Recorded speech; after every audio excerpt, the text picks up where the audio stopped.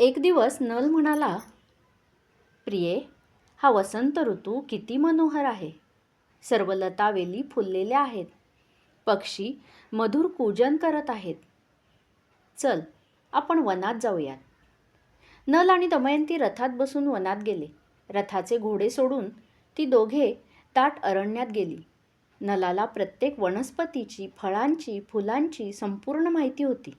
प्राण्यांच्या पायाचे ठसे, त्यांची विष्ठा यावरून तो प्राणी कोणता, किती वयाचा, नर किंवा मादी, हे सर्व तो अचूक सांगू शके.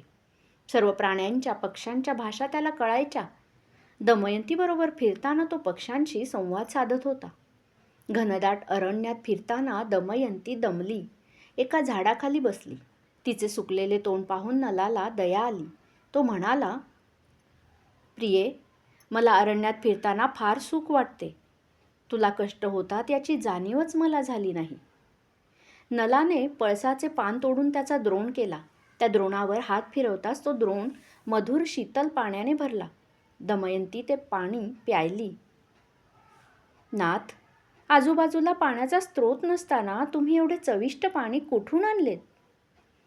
प्रिये, तुझ्या स्वयंवराला मी येत होतो तेव्हा मला लोकपाल भेटले आणि तुझ्याशी विवाह करायची त्यांची इच्छा तुला कळवायची त्यांनी मला आज्ञा केली होती आणि त्यानुसार मी गुप्तपणाने तुझ्या प्रासादात आलो होतो. ते तुला आठवत असेलच. प्रत्यक्ष स्वयंवराच्या वेळीसुद्धा त्यांनी तुला भुलवायचा प्रयत्न केला होता. पण तुझा दृढनिश्चय आणि आपले प्रेम पाहून ते चारही लोकपाल प्रसन्न झाले होते आणि त्यांनी मला वर दिले. वरुण देवांच्या प्रसादाने मला कुठेही शुद्ध जल मिळते आणि अग्निदेवाच्या कृपेने मला कुठेही अग्नी निर्माण करता येतो. तू थकली आहेस. चल, आपण आपल्या घरी जाऊ. भरधाव वेगाने रथ चालवीत अल्पावधीतच नल आणि दमयंती प्रासादात पोहोचले. माध्यानीच्या समयी पाकगृहातून शिजणाऱ्या पदार्थांचे खरपूस वास येत होते. नल क्षणभर थबकला. मग तो पाकगृहात गेला. दमयंती त्याच्या मागेच होती. तिथले बल्लव कुमार नलाला प्रणिपात करून नम्रतेने उभे राहिले. बल्लव हो, वराह मांस कुणी सिद्ध केले? स्वामी, मी देवराज बल्लव. देवराज, वराह हा कंदमुळे खाणारा प्राणी आहे. त्यामुळे त्याच्या मांसाला एक विशिष्ट प्रकारचा उग्र गंध असतो. तो गंध जर इतर मसाले घालून मिटवायचा प्रयत्न केला तर ते मांस अखाद्य होते. मसाल्याचा वास आणि मांसाचा वास परस्परांवर मात करण्याचा प्रयत्न करतात. यासाठी वराह किंवा तत्सम कंदमूलहारी प्राण्यांचे मांस 2 वेळा शिजवावे. आधी त्यात मंद गंधाचे मसाले घालावेत. मग त्याला सुटलेले पाणी आणि ते मसाले काढून टाकावेत. मग त्यात आता जे मसाले तुम्ही घातले आहेत ते अल्प प्रमाणात घालून ते मांस पुन्हा शिजवावे. अशा तऱ्हेने सिद्ध केलेल्या मांसाला सुमधुर गंध येतो. हरणासारखे जे तृणभक्षी आहेत त्यांना हाच नियम लागू पडतो. पण कंदमुलाहारी प्राण्यांएवढा त्यांच्या मांसाचा गंध तीव्र नसतो. त्यामुळे मसाले जरा हलके वापरावेत. पक्ष्यांचे मांस शिजवताना त्या पक्ष्याचे मुख्य खाद्य काय आहे आणि सध्या कोणता ऋतू चालू आहे याचा पण विचार करावा लागतो. जर पक्षी पूर्णपणाने पुष्पभक्षी किंवा मधुर फलभक्षी असेल तर मसाल्याचे प्रमाण अत्यल्प असावे. असे पक्षी शिजवण्याऐवजी भाजले तर जास्त स्वादिष्ट लागतात. प्राण्यांच्या मानाने पक्ष्यांचे मांस मृदू असते. त्यामुळे त्याला शिजायला वेळ कमी लागतो. मासे शिजवताना तर आणखी काळजी घ्यायला लागते. काही मासे जास्त चरबीचे असतात. ते फक्त वाफेवर शिजवावे. सर्व बल्लव भक्तिभावाने ऐकत होते. बाजूला सुकर मांस आणि हरिणाच्या मांसाचे काही तुकडे पडलेले होते. नलाने बाजूच्या चुलीवर हात फिरवला. ती चूल धडधडून पेटली. नलाने त्यावर 2 भांडी चढवली आणि त्याने हात फिरवताच त्यात पाणी आले. ते 2 प्रकारचे मांस धुवून त्याने वेगवेगळी 2 भांड्यात ठेवले. मसाल्याच्या डब्यातून चिमूट चिमूट मसाले घेऊन ते त्याने त्यात टाकले. मांस अर्धवट शिजल्यावर त्याने हात फिरवले तेव्हा त्यातला रस निघून गेला आणि ताजे पाणी त्या भांड्यात आले. नलाने त्या भांड्यातच वेगळे मसाले घातले. त्या भांड्यातून निघणाऱ्या सुगंधाने सर्वांच्या तोंडाला पाणी सुटले. बल्लवाने 2 सुवर्णपात्रे आणली. त्यात त्या मांसाचे तुकडे ठेवून त्याने ती पात्रे नल आणि दमयंती पुढे ठेवली. दमयंतीने त्याची चव घेतली. नाथ, एवढे स्वादिष्ट मांस मी कधीच खाल्लेले नव्हते. या मांसाची चव मी कधीच विसरणार नाही. प्रिये, मी तुझ्यासाठी रोज असे मांस सिद्ध करीन. नाही स्वामी, आपण राजे आहात. शासन हे आपले मुख्य कार्य आहे. आपण आपला वेळ पाकशाळेत घालवणे योग्य नाही. आणि जर असे मांस मी पुन्हा पुन्हा खाऊ लागले तर मग मला दुसऱ्या कुणी केलेला स्वयंपाक खाववणारच नाही.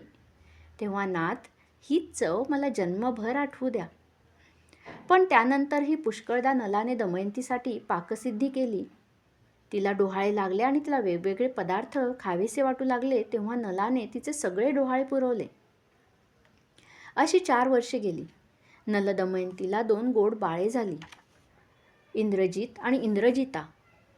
आता नल राज्यकारभार समर्थपणाने हाकू लागला होता. नलाचा राज्याभिषेक करून सम्राट वीरसेन आणि त्याची पत्नी वसुमती वानप्रस्थाश्रम स्वीकारून कृतवनात वास्तव्याला गेले. वीरसेन वानप्रस्थाश्रमात गेल्यावर काही दिवस नलाला जास्त श्रम झाले. महामंत्री आणि सेनापती यांनी पण आपापली पदे सोडली. त्यांचे चिरंजीव सम्राट नलाचे महामंत्री आणि सेनापती झाले. महामात्य कुमारसेन पण जाऊ इच्छित होते, परंतु नलाच्या आग्रहामुळे त्यांनी आणखी काही वर्षे थांबण्याचे मान्य केले. राजकारणात नल लवकरच प्रवीण झाला. वाकाटक आणि संशप्तक या जुन्या शत्रूंना पराजित करून त्याने आपले राज्य वाढवले. दमयंती आणि तिची बालके यांच्यासाठी त्याला वेळ मिळेनासा झाला. विदिशा नरेश वज्रबाहूंनी पण कुमार पुष्करला राज्याभिषेक करून वानप्रस्थाश्रम स्वीकारला होता. ते आणि त्यांची पत्नी रूपमती सम्राट वीरसेन आणि राणी वसुमती यांच्याबरोबरच अरण्यामध्ये पर्णकुटी बांधून राहत होते. वीरसेन आणि वज्रबाहू यांच्या वयात विशेष अंतर नव्हते, त्यामुळे गुरुकुलात ते एकत्रच शिकले. दोघांनीही शस्त्रास्त्र विद्येत प्रावीण्य मिळवले होते. वीरसेन प्रशासन आणि राजकारण यात निपुण होते. वज्रबाहूंना युद्धात जास्त रस होता. निषधाच्या शत्रूंविरुद्ध दोघेही खांद्याला खांदा लावून लढत असत. वज्रबाहूंनी आपल्या शरीराची ढाल करून अनेकदा वीरसेनाचे रक्षण केलेले होते. राज्यपदी आल्यावर वीरसेनाने आपले अर्धे राज्य वज्रबाहूला दिले. विदिशा नगरी त्याला बांधून दिली. त्यानंतर दोघांनीही आपापल्या राज्याचा विस्तार केला. वज्रबाहू नेहमीच वीरसेनाला भेटायला येत असत. रूपमती आणि वसुमती यांच्यात पण सख्या बहिणींसारखे प्रेम होते. वीरसेनाचा नल आणि वज्रबाहूंचा पुष्कर एकाच वयाचे होते. दोघेही दिसायला सुंदर आणि सदृढ अंगाचे होते. दोघेही बुद्धिमान होते. पण नल हा सुस्वभावी होता, तर पुष्कर स्वार्थी होता. नल धर्मपरायण होता, तर पुष्कर स्वतःच्या लाभासाठी धर्माधर्माचा विचार करीत नसे. दुसऱ्याचा प्राण वाचवण्यासाठी नल स्वतःचा प्राण धोक्यात घालायला मागे पाहत नसे, पण स्वार्थासाठी दुसऱ्याचा जीव घ्यायला पण पुष्कर तयार असायचा.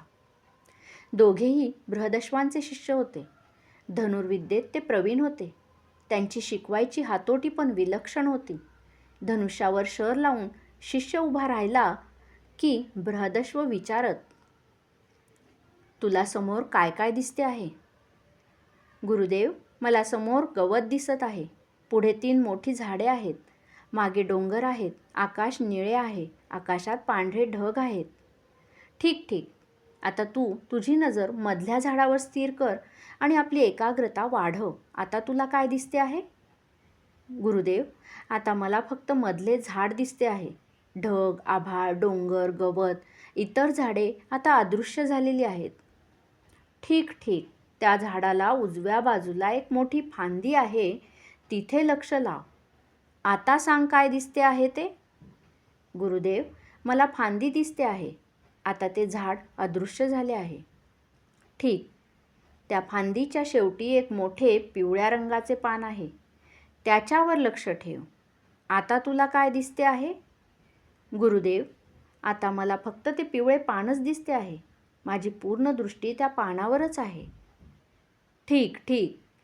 आता तू शर सोडू शकतोस. आणि अशा यत्नपूर्वक साधनेनंतर तो शर त्या पानाचा छेद करूनच यायचा. पण एवढे सातत्य आणि एवढी एकाग्रता प्रत्येकालाच साधत नसे. बृहदश्वांच्या शिष्यांच्यात फक्त नलालाच हे साध्य होई. त्यामुळे तो गुरूंचा पट्टशिष्य झाला होता. यामुळेच पुष्करला नलावरच असूया वाटत असे. बंधुप्रेमाचा अंशही त्याच्या मनात नव्हता, पण वरकरणी मात्र तो प्रेमाचे नाटक करीत असे. मृगया आणि द्यूत हे नल आणि पुष्कर या दोघांचे आवडते खेळ होते. गुरुगृहाच्या जवळच निबिड अरण्यात दोघेही मृगयेला जात. पुष्कर झाडावर चढून धनुष्यबाणाने शिकार करत असे, तर कुमार नल हा पायी चालत भाल्याने किंवा तलवारीने शिकार करी. पुष्कर लहान मोठा कुठलाही प्राणी मारत असे, पण नल फक्त रानटी वराह, वाघ, सिंह, लांडगे अशा हिंसक पशूंची शिकार करीत असे. आश्रमाला भोजन पुरवण्यासाठी मात्र नल तीरकमान वापरत असे. एकाच बाणात हरिण, वराह, नीलगाय ठार करण्यात तो निपुण होता. नल आणि पुष्कर दोघेही एकदा मृगयेला गेले होते. पुष्करने मारलेला तीर एका प्रचंड वाघाच्या पोटात घुसला. तो चवताळलेला वाघ करवंदाच्या जाळीत लपून बसला. मृगयेची रीत अशी असते की जखमी प्राण्याला शोधून शिकाऱ्याने ठार केलेच पाहिजे. पण पुष्कर त्याला अपवाद होता. तो झाडावरच बसून राहिला. त्या वाघाच्या पाऊलखुणांचा मागोवा घेत नल येत होता. त्याला रस्त्यात रक्त सांडलेले दिसले. तो सावध होऊन रक्ताचा माग घेत चालू लागला. जाळीत लपलेला वाघ आणि त्याच्या मागावर असलेला नल हे दोघेही पुष्करला झाडावरून दिसत होते, पण तो गप्प राहिला.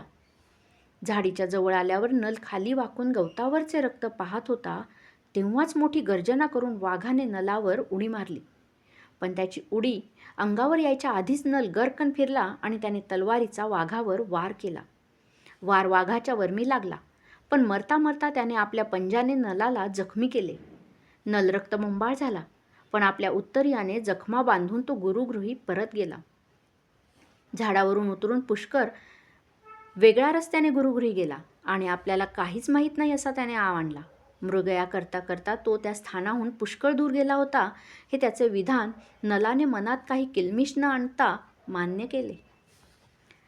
अक्षरविद्येत दोघेही निपुण होते, पण नल हा बृहदश्वांचा लाडका शिष्य असल्यामुळे त्यांनी त्याला अगदी खास युक्त्या शिकवल्या होत्या.